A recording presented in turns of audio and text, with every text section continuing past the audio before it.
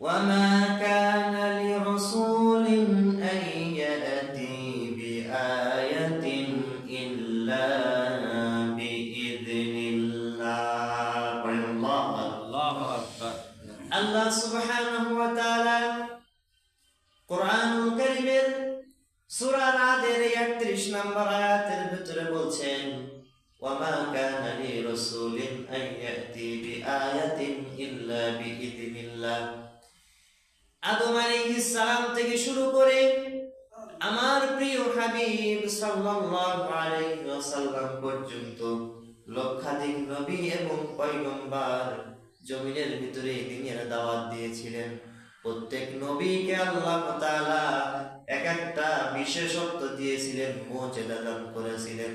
মুজিজা ব্যতীত আমি কোন নবীকে জমিনের ভিতরে নবুয়ত দেই নাই। সুবহানাল্লাহ। আল্লাহ বলছেন যে আমি প্রত্যেক নবীকে মুজিজা সহ তাদেরকে জমিনের ভিতরে নবুয়তের সত্যতা প্রমাণ করার জন্য প্রত্যেক নবীর দ্বারা অলৌকিক কিছু কার্যক্রম তাদের দ্বারা ঘটেছে। এই সব কিছু স্বয়ং আল্লাহ রাব্বুল আলামিনের পক্ষ থেকে তার নবী আলাইহিস সালামদের উপর মুজিজা বলা। সুবহানাল্লাহ।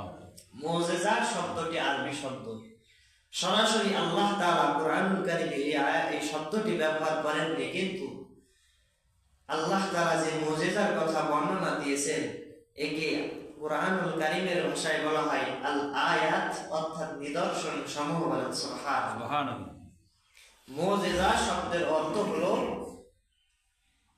অক্ষমকারী আশ্চর্যজনক ঘটনা সমূহ, অর্থাৎ তার নবীদের ভিতর থেকে এমন কিছু আশ্চর্যজনক ঘটনা আল্লাহ ঘটায় দেন যার মাধ্যমে প্রমাণ হয়ে যায় যে যিনি আমার আল্লাহর বান্দা দিনের দাওয়াত দিচ্ছেন ইনি হলেন সত্য নবী পয়গম্বর। সুবহানাল্লাহ। তাহলে নবীদের পক্ষ থেকে যেটা প্রকাশ পায় এটা হলো মুজিজা। আর প্রিয় নবী সাল্লাল্লাহু আলাইহি ওয়াসাল্লামের ইমানদার উম্মত ওলিয়ে কামেল যারা, তাদের ভিতর থেকে যে অলৌকিক নিদর্শনগুলো বাইর হয় এগুলোকে বলা হয় কারামাত। বলে সুবহানাল্লাহ।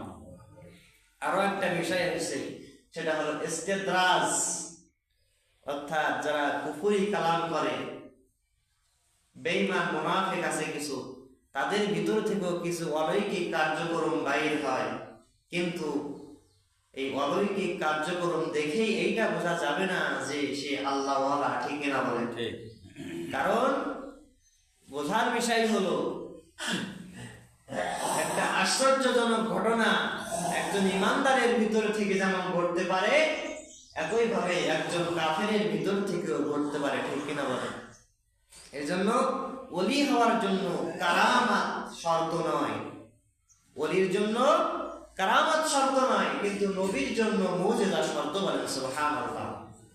অর্থাৎ আশ্চর্যজনক একটা ঘটনা যদি একজন কাফেরের ভিতর থেকে বাইর হয়, তার মানে কি সে আল্লাহওয়ালা হয়ে যাবে? না, আল্লাহওয়ালা হবে না।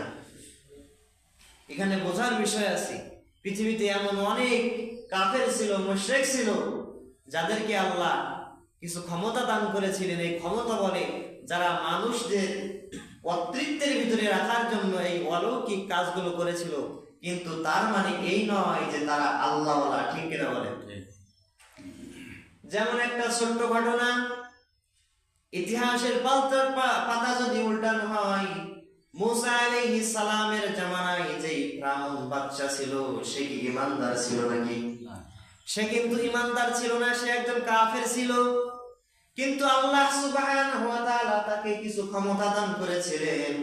এই ফিরআউনের এমন ক্ষমতা আল্লাহ দিয়েছিলেন, সে যখন হুকুম করত আকাশ থেকে পানি বাইর করত, আবার যখন চাইতো আসমান থেকে মানুষের মাঝে রোদ বন্টন করার যোগ্যতা তাকে দিয়েছিলেন। আল্লাহ। কিন্তু তার মানে কি ফিরআউনের ক্ষমতা পাওয়ার কারণে সে কি আল্লাহ হয়েছে? না। তার মানে বোঝা যায় যে কারামত অর্থাৎ ইস্তেদরাজ এবং কারামত দুইটা এক জিনিস না। ওলির দ্বারাও আশ্চর্যজনক ঘটনা ঘটতে পারে, আবার কাফেরের দ্বারাও আশ্চর্যজনক ঘটনা ঘটতে পারে। এই জন্য ওলি হওয়ার জন্য কারামত শর্ত নয়, ওলি হওয়ার জন্য শর্ত হলো ঈমান এবং তাকওয়া। বলেন সুবহানাল্লাহ। সবচেয়ে বড় কারামত কি? ঈমান এবং তাকওয়া। এই দুইটা জিনিস যার ভিতরে থাকবে, কারামত যদি তার ভিতরে বহিঃপ্রকাশ নাও হয়, সে আল্লাহর ওলি হয়ে যাবে। সুবহানাল্লাহ। তা আমাদের আজকে আলোচ্য বিষয় হলো মুজিজা, অর্থাৎ আল্লাহর হাবিব সাল্লাল্লাহু আলাইহি ওয়াসাল্লাম থেকে শুরু করে আদম আলাইহিস সালাম পর্যন্ত প্রত্যেক নবীকে যে আল্লাহ মুজিজা দান করেছিলেন, এই সকল মুজিজা আল্লাহ তাআলার পক্ষ থেকে নবীদের সত্যতা প্রমাণ করার জন্য সম্মান হিসেবে তাদেরকে দান করেছিলেন। বলেন সুবহানাল্লাহ। কিন্তু মুসলমান শুনলে অবাক হয়ে যাবেন, আল্লাহ সুবহানাহু ওয়া তাআলা আদম থেকে শুরু করে ঈসা আলাইহিস সালাম পর্যন্ত সকল লক্ষাধিক নবী পয়গম্বরকে যেই কাজ, যেই মুজিজা দান করেছিলেন, তার চেয়েও আল্লাহ তাআলা তার হাবিবকে 1000 গুণ বেশি মুজিজা দান করেছেন। সুবহানাল্লাহ। মুফাসসিরগণ আয়াতের ব্যাখ্যায় লিখছেন, আল্লাহ সুবহানাহু ওয়া তাআলা তার প্রিয় হাবিব মুহাম্মদ সাল্লাল্লাহু আলাইহি ওয়াসাল্লামকে 2000 এরও বেশি তার হাবিবকে মুজিজা দান করেছেন। সুবহানাল্লাহ। 2000 এর বেশি মুজিজা দান করেছেন। আল্লাহ সুবহানাহু ওয়া তাআলা দাউদ আলাইহিস সালামকেও একটা মর্যাদা দান করেছিলেন। তার জন্য আল্লাহ সুবহানাহু ওয়া তাআলা যে আশ্চর্যজনক একটা মুজিজা দান করেছিলেন, সেই কথা আল্লাহ কুরআনুল কারীমের ভিতরে বলেন, ওয়া আলান্না লাহুল হাদীদ। আল্লাহ সুবহানাহু ওয়া তাআলা বলেন, রে আমার হাবিব, আমি আপনাকে মুজিজা দান করেছি। আর আমার একজন নবী ছিল যার নাম হলো দাউদ আলাইহিস সালাম। এই দাউদ আলাইহিস সালাম যখন লোহার ভিতরে হাত লাগাতো, লোহায় হাত দেওয়ার সাথে সাথে, লোহার ভিতরে হাত দেওয়ার সাথে সাথে আমি এই লোহাকে পানির মতো তার হাতে গলিয়ে দিতাম। সুবহানাল্লাহ। কত বড় কঠিন মর্যাদা তাকে দান করেছিলেন।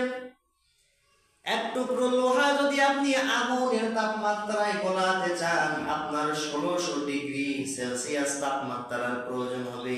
কিন্তু তার নবী দাউদ আলাইহিস সালামকে এত কঠিন মর্যাদা দান করেছিলেন, যখন তিনি একটি লোহার খণ্ড হাতে নিতেন, সাথে সাথে ওই লোহাটা গলে পানি হয়ে যেত।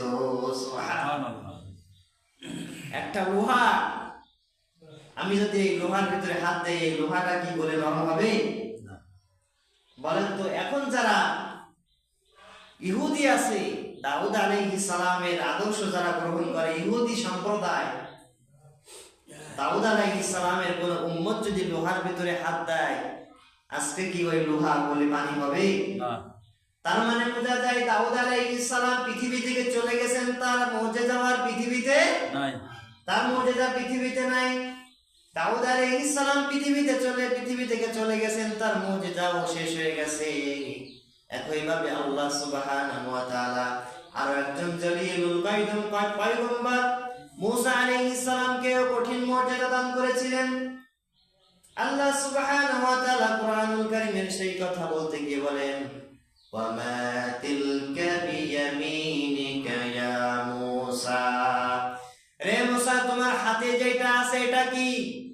মুসা আলাইহিস সালাম বললেন, ইয়া আসয়া, ও আমার রব, এটা তো একটা লাঠি। আমি এই লাঠির দ্বারা আমার পশু পালনের জন্য পশুর পাতাগুলো পেড়ে পেড়ে দেই, সেই পশুগুলো পানি, সেই পাতাগুলো ছিঁড়ে ছিঁড়ে খায়। আল্লাহ সুবহানাহু ওয়া তাআলা বললেন, রে মুসা, এই লাঠিটাকে ছেড়ে দাও। এই লাঠিটা এত আশ্চর্যজনক একটা লাঠি ছিল। মুসা আলাইহিস সালাম যখন এই লাঠিটা মাটির ভিতরে ছেড়ে দিতেন, সাথে সাথে তার মুজিজা স্বরূপ এটা লম্বা একটা ভয়ঙ্কর সাপ রূপ ধারণ করত। সুবহানাল্লাহ। আবার যখন এই লাঠিটা জমিনের ভিতরে গেড়ে দিতেন, সাথে সাথে তার ছায়ার জন্য একটা গাছ হয়ে যেত। সুবহানাল্লাহ। আবার মুসা আলাইহিস সালাম যখন তিহ ময়দানে, বিশাল মরুভূমির ভিতরে বনি ইসরাঈলদেরকে নিয়ে পানি পিপাসায় ভুগতেছিলেন, আল্লাহ সুবহানাহু ওয়া তাআলা বললেন, ওয়া ইযিসতাসকা মূসা লিকওমিহি ফাকুলনা দুরিব বিআসাকাল হাজার। আল্লাহ সুবহানাহু ওয়া তাআলা এই কথা বলতে গিয়ে বলেন, যখন মুসা আলাইহিস সালাম মরুভূমির ভিতরে পানি পিপাসায় আমি আল্লাহর কাছে পানি চেয়েছিল, আমি মুসাকে বলেছিলাম ফাদরিব বিআসাকাল হাজার, রে মুসা মুজিজা স্বরূপ তোমাকে যে লাঠি দান করেছি পাথরের ভিতরে আঘাত করো। আঘাত করার সাথে সাথে দেখা গেল এই পাথরের ভিতর থেকে আল্লাহ তাআলা 12টি ঝর্ণা প্রবাহিত করে দিলেন। সুবহানাল্লাহ। আবার এই লাঠি দ্বারা যখন মুসা আলাইহিস সালাম লোহিত সাগরের ভিতরে বাড়ি দিলেন, সাথে সাথে 12টা গোত্রের জন্য 12টা বিশাল বিশাল রাস্তা আল্লাহ তৈরি করে দিয়েছেন। সুবহানাল্লাহ। তাহলে মুসা আলাইহিস সালামকে যে মুজিজার লাঠি আল্লাহ তাআলা দিয়েছিলেন, এই লাঠি এখনো পর্যন্ত পৃথিবীতে আছে, কিন্তু মুসা আলাইহিস সালামের উম্মত যারা আছে এই লাঠিকে ব্যবহার করে কি সেই মুজিজা আর দেখাতে পারবে? আর দেখাতে পারবে না। কারণ কি, মুসা আলাইহিস সালাম পৃথিবী থেকে চলে গেছেন, তার মুজিজাও শেষ হয়ে গেছে। বলেন ঠিক কিনা? মুজিজাও শেষ হয়ে গিয়েছে। একইভাবে ঈসা আলাইহিস সালাম, তাকে আল্লাহ তাআলা বড় আশ্চর্যজনক একটা মুজিজা দান করেছিলেন। আল্লাহ সুবহানাহু ওয়া তাআলা সেই কথা বলতে গিয়ে বলছেন ওয়া উবরিউল আকমাহা ওয়াল আবরাসা ওয়া উহয়িল মাউতা বিইذনিল্লাহ। আল্লাহ সুবহানাহু ওয়া তাআলা বললেন রে আমার হাবিবের উম্মতেরা শুনে রাখো, আমি আমার নবী ঈসা আলাইহিস সালামকে এত আশ্চর্যজনক একটা মুজিজা দান করেছিলাম। যখন আমার নবী ঈসা কোন রাত কানা, কোন দিন কানা অথবা কোন মৃত ব্যক্তির সামনে যে বলতো বিইذনিল্লাহ কুম বিইذনিল্লাহ, বলার সাথে সাথে আল্লাহ তাআলা মৃত ব্যক্তিকে জিন্দা করে দিতেন। সুবহানাল্লাহ। যখন তিনি কোন রাত কানার চোখের ভিতরে হাত লাগিয়ে দিতেন, সাথে সাথে সুস্থ করে দিতেন। সুবহানাল্লাহ। যখন কোন দিন কানার চোখের ভিতরে ঈসা আলাইহিস সালাম হাত দিয়ে দিতেন, সাথে সাথে আল্লাহ তাআলা তার ওই উম্মতকে সুস্থতা দান করতেন। বলেন সুবহানাল্লাহ। আজকে যারা খ্রিস্টান আছে তারা কি তাদের ক্ষমতা দ্বারা কোনো অসুস্থ ব্যক্তিকে স্পর্শের দ্বারা সুস্থ করতে পারে? পারে না। কারণ কি, পূর্বের যুগের নবীরা পৃথিবী থেকে বিদায় গ্রহণ করেছেন, সাথে সাথে তাদের মুজিজাও পৃথিবী থেকে চলে গিয়েছে। বলেন সুবহানাল্লাহ। কিন্তু শুনলে অবাক হবেন, আল্লাহর হাবিব সাল্লাল্লাহু আলাইহি ওয়াসাল্লাম আজ থেকে ১৫০০ বছর পূর্বে আমাদের থেকে বিদায় গ্রহণ করেছেন, কিন্তু তার শ্রেষ্ঠ মুজিজা, সর্বশ্রেষ্ঠ মুজিজা ৩০ পারা কোরআন কিয়ামত পর্যন্ত এখনো আছে এবং থাকবে। এই কোরআন নামক মুজিজার দ্বারা পৃথিবীর শেষ লগ্ন পর্যন্ত এর মুজিজা উম্মত ব্যবহার করতেই থাকবে। সুবহানাল্লাহ। এই কোরআনের কাছে যেই আসবে সেই হিদায়াত পেয়ে যাবে। সুবহানাল্লাহ। আর এই কোরআনের বিরুদ্ধে যেই দাঁড়াবে তার অবস্থা দুনিয়া এবং আখিরাতে লাঞ্ছনাময় হয়ে যাবে। নাউযুবিল্লাহ। তাহলে আল্লাহ তাআলা যে তার হাবিবকে মুজিজা দান করেছেন, এটা অক্ষত অবস্থায় এখনো আছে এবং কিয়ামত পর্যন্ত থাকবে। তাহলে আল্লাহ তাআলা তার হাবিবকে এক নম্বর মর্যাদা দান করেছেন, শ্রেষ্ঠ মর্যাদা, সেটা হলো কুরআনুল কারীম। দ্বিতীয় নম্বর আরেকটা মর্যাদা দান করেছিলেন আল্লাহর হাবিব রাহমাতাল লিল আলামিন। পৃথিবীতে থাকাকালীন তার আঙ্গুলের ইশারায় আল্লাহ তাআলা চাঁদকে দ্বিখণ্ডিত করে দিয়েছিলেন। সুবহানাল্লাহ। আল্লাহর হাবিব রাহমাতাল লিল আলামিন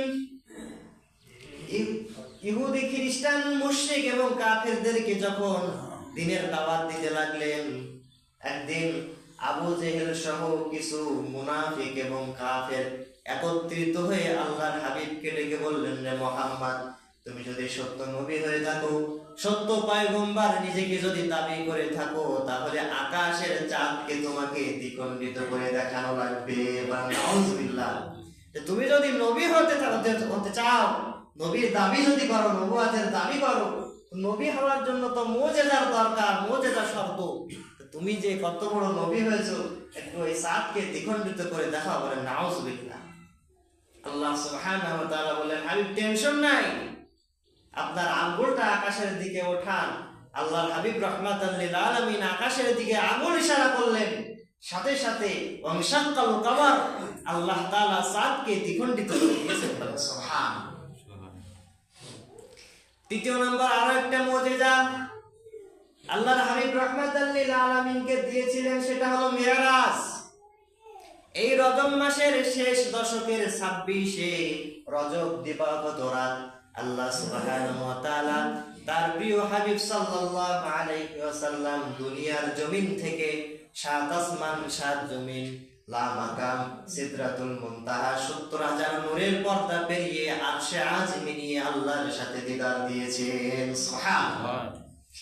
সূরা বনী ইসরাঈলের প্রথমে আল্লাহ তাআলা এই বর্ণনা দিয়েছেন, সুবহানাল্লাযী আসরা বি'আবদিহি লাইলাম মিনাল মাসজিদিল হারামি ইলাল মাসজিদিল আকসা মাসজিদিল আকসাল্লাযী বারাকনা হাওলাহু লিনুরিয়াহু মিন আয়াতিনা ইন্নাহু হুয়াস সামিউল বাসীর। পড়ে আল্লাহু আকবার। আল্লাহ সুবহানাহু ওয়া তাআলা এই আয়াতের শুরুতেই বলেছেন সুবহান। আমরা যখন কোনো আশ্চর্যজনক বিষয় দেখি আমরা বলি সুবহানাল্লাহ, ঠিক কিনা বলেন? আমরা বলি সুবহানাল্লাহ। কিন্তু আল্লাহ রাব্বুল আলামিন মিরাজকে কত বড় গুরুত্বপূর্ণ একটা বিষয় হিসেবে আমাদের সামনে তুলে ধরেছেন। স্বয়ং রব্বুল আলামিন বলছেন সুবহান, সুবহান, সুবহান পবিত্রতা একমাত্র আমার। আল্লাযী আসরা বি'আবদিহি লাইলাম মিনাল মাসজিদিল হারামি ইলাল মাসজিদিল আকসা, সেই পবিত্রময় সত্তা যিনি তার বান্দা তার হাবিব সাল্লাল্লাহু আলাইহি ওয়াসাল্লামকে আসরা ভ্রমণ করিয়েছেন মসজিদিল হারাম ইলাল মসজিদিল আকসা, মসজিদে হারাম অর্থাৎ কাবা ঘর থেকে শুরু করে মসজিদে আকসা পর্যন্ত ভ্রমণ করিয়েছেন।